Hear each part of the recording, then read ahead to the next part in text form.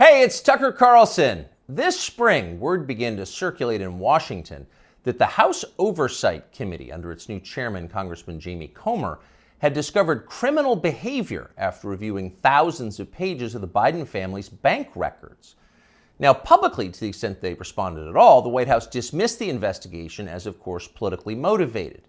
In any case, irrelevant. Hunter Biden was an adult, so his business dealings had nothing at all to do with his father, in this case, the President of the United States. But in private, everybody understood it wasn't quite that simple. There has long been overwhelming evidence that Joe and Hunter Biden's financial lives are not separate at all, but deeply intertwined. On Hunter Biden's laptop, there's a suggestion that the two of them even at one point shared a bank account.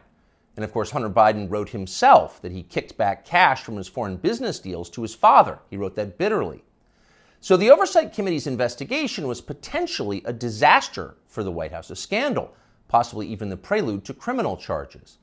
So in order to get ahead of all of that, Joe Biden's handlers did the one thing they could do. They set up an MSNBC interview to preemptively whitewash whatever Jamie Comer might find.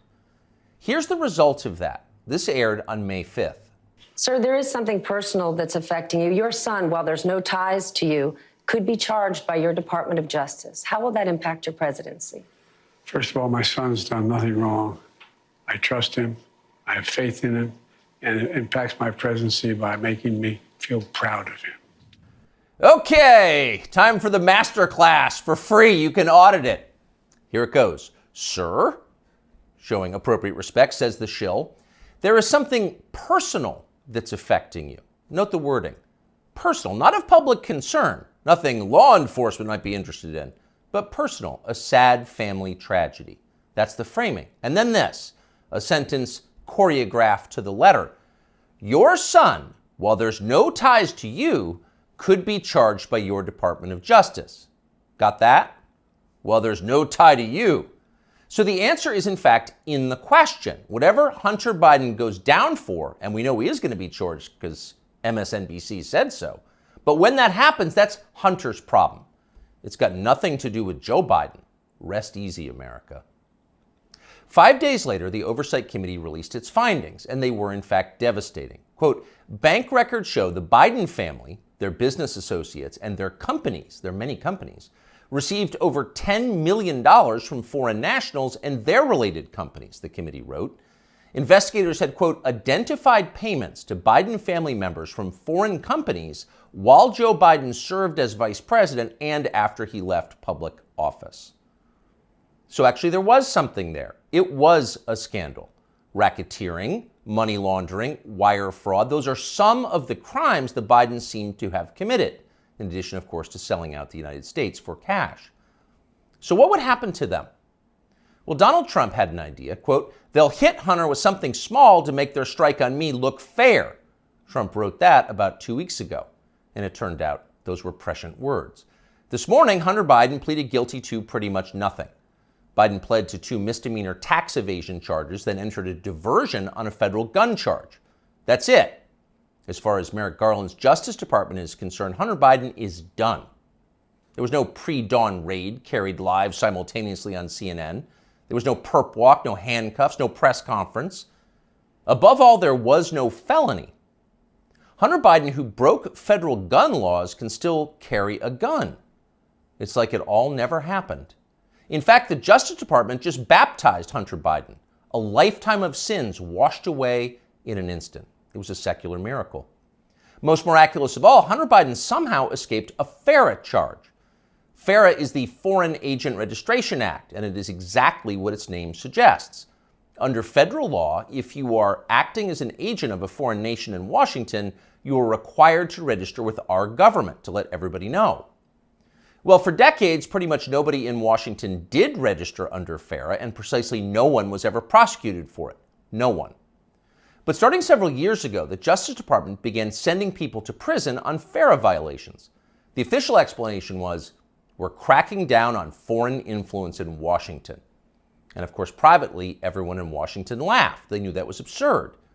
In fact, it's the opposite of the truth. Foreign powers have never had more power in Washington. Their agents are everywhere, in every federal agency and throughout business. down to and including in executive positions at various social media companies. The Biden administration knows all of this, and it's not a problem. In fact, it's their policy. From the administration's perspective, the concerns and the demands of, say, the Chinese government, or particularly the Ukrainian government, are far more important than the needs of American voters. We're cracking down on foreign influence. Please. The point, the only point of enforcing FARA, after decades of ignoring it, is to harass and imprison high-profile political opponents. Trump donor Elliot Broidy pled to a FARA violation a few years ago. So did Trump campaign manager, famously Paul Manafort. He went to prison. Last year, the DOJ went after Trump confidant Steve Wynn under FARA. But in the end, the Biden administration overreached so comically that the whole thing was thrown out by a judge. But they tried. So as long as they're trying, if it was a fair system, Hunter Biden would be first on the list of those next to be charged with a FARA violation. In fact, many of them. Hunter Biden was a foreign agent. He never registered as one. But for years, that's exactly what he was. He sold access to his father and other lawmakers to the Chinese and the Ukrainians and countries throughout the world. There's no debate about that. The FBI has known about it for years. For years, they've had possession of Hunter Biden's laptop. But they didn't charge him for it today. They never will. Why? Well, you know the answer. Hunter Biden has good genes.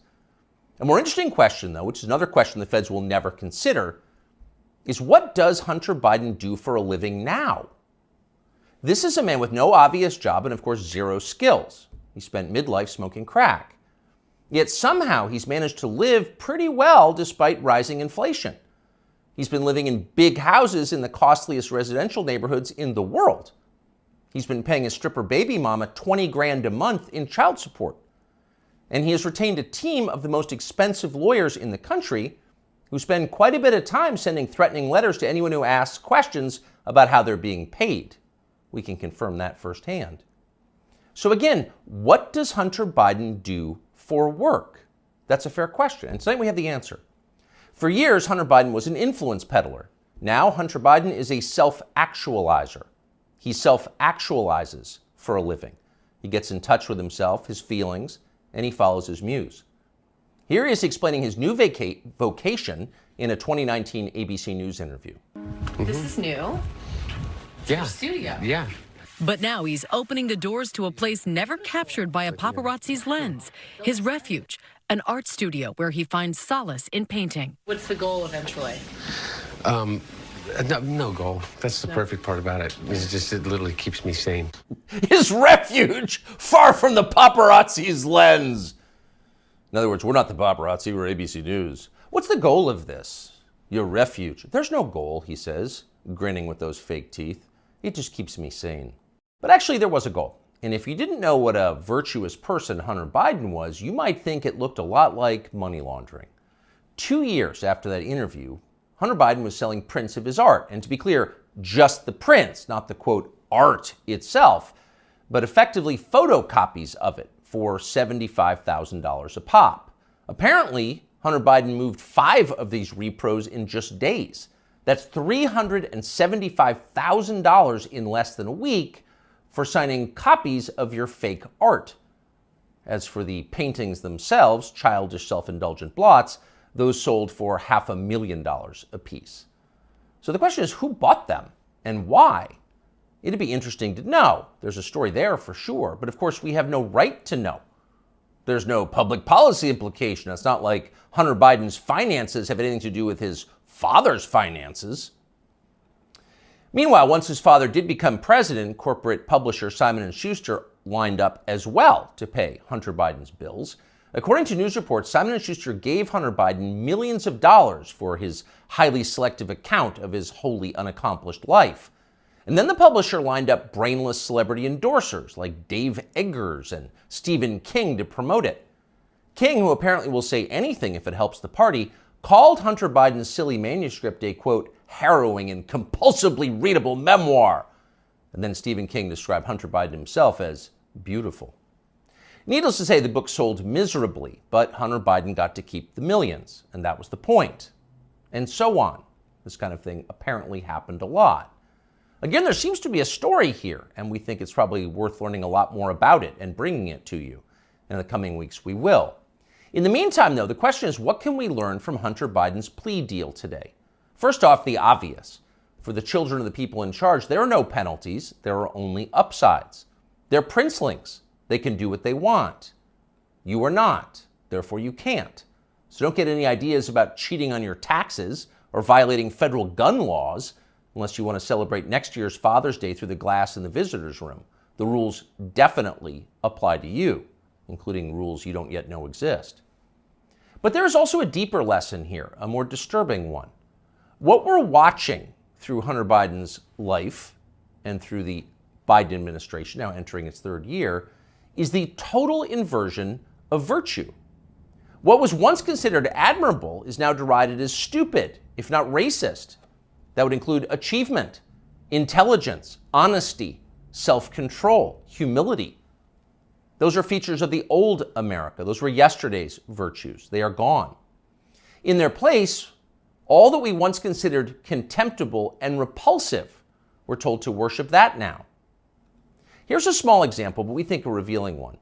In addition to his many other sins, Joe Biden has hired what has to be the single dumbest, nastiest, most dishonest, most ridiculous person he could possibly find for the very public position of White House press secretary. There's a point to it, of course. It was a humiliation exercise.